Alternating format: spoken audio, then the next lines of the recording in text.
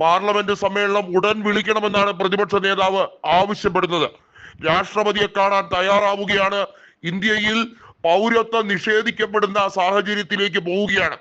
ഇന്ത്യയിലെ census 2021 census അത് വളരെ വൈകിയാണെങ്കിൽ പോലും അത് തുടങ്ങുമ്പോൾ അതിലൂടെ ഈ രാജ്യത്തെ 10% വരുന്ന ആളുകളുടെ പൗരത്വം റദ്ദാക്കാൻ വേണ്ടിയുള്ള കള്ളക്കളിയാണ് ഇപ്പോൾ നടക്കാൻ പോകുന്നത്.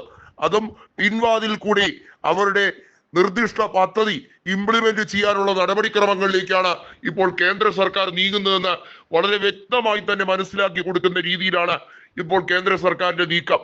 നമുക്കറിയാം, ഡീലിമിറ്റേഷൻ നടപടി ഉൾപ്പെടെ ലോക്സഭാ മണ്ഡലങ്ങളുടെ പുനർനിർണയം ഉൾപ്പെടെയുള്ള കാര്യങ്ങൾ ഈ സെൻസസിന്റെ അടിസ്ഥാനത്തിലായിരിക്കും നടക്കുക. 2021 സെൻസസ് നടന്നിട്ടില്ല. കോവിഡിന്റെ പശ്ചാത്തലത്തിലായിരുന്നു അത് നടക്കാതെ പോയത്. അതിനോടൊപ്പം തന്നെ ജാതി സെൻസസ് ഉൾപ്പെടെ കേന്ദ്ര സർക്കാർ പദ്ധതി ഇടുകയാണ്. പക്ഷെ അത് വെറും ഡാറ്റ കളക്ഷന്റെ ബേസിസിൽ മാത്രമാണ്. ഈ രാജ്യത്തെ ഡാറ്റ കളക്ഷൻ അത് കൃത്യമായും എല്ലാ സംസ്ഥാനങ്ങളിൽ നിന്നും കളക്ട് ചെയ്യുന്നത് പല ഏജൻസികൾക്ക് കൈമാറാനും അതുവഴി രഹസ്യമായി അത് ദുരുപയോഗം ചെയ്യാനുമാണ് എന്ന് വ്യക്തമാകുന്ന തെളിവുകളാണ് ഇപ്പോൾ പ്രതിപക്ഷം ഓരോന്നായി പറയുന്നത്. ഈ കാര്യത്തിൽ രാഷ്ട്രപതി കൃത്യമായ നയം വ്യക്തമാക്കേണ്ടതായിട്ടുണ്ട്. കേന്ദ്ര സർക്കാർ സെൻസസ് നടപ്പിലാക്കുന്നത് വഴി ഈ രാജ്യത്ത് ന്യൂനപക്ഷങ്ങളെ തടയാൻ വേണ്ടിയുള്ള ശ്രമമാണോ, അത് കൃത്യമായി ബോധ്യപ്പെടുത്തണം എന്ന ആവശ്യം ഇപ്പോൾ പ്രതിപക്ഷ കക്ഷികൾ ആവശ്യപ്പെടുകയാണ്. നമുക്കറിയാം, ഇന്ത്യ രാജ്യത്തെ കോൺഗ്രസ് ആയിരുന്നാലും പ്രതിപക്ഷത്തുള്ളവരായിരുന്നാലും അവർ ഈ രാജ്യത്തെ മതനിരപേക്ഷത ആഗ്രഹിക്കുന്നവരാണ്.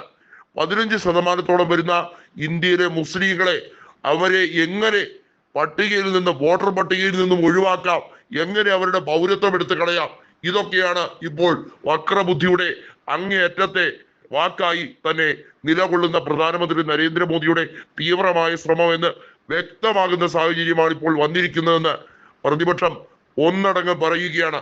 ഇതിന്റെ പേരിലാണ് ഇപ്പോൾ സുപ്രീം കോടതിയെ സമീപിക്കാൻ പോലും പ്രതിപക്ഷം തയ്യാറായി നിൽക്കുന്നത്. ഒന്ന് ആലോചിക്കുക, 2021 സെൻസസ് അത് തുടങ്ങുകയും പൂർത്തീകരിക്കാനും ഏറ്റവും ചുരുങ്ങിയ പക്ഷം 2 കൊല്ലമെങ്കിലും എടുക്കും. അതിന്റെ അടിസ്ഥാനത്തിലായിരിക്കും 2029 പാർലമെന്റ് സീറ്റുകളുടെ എണ്ണം വ്യക്തമായി വരിക.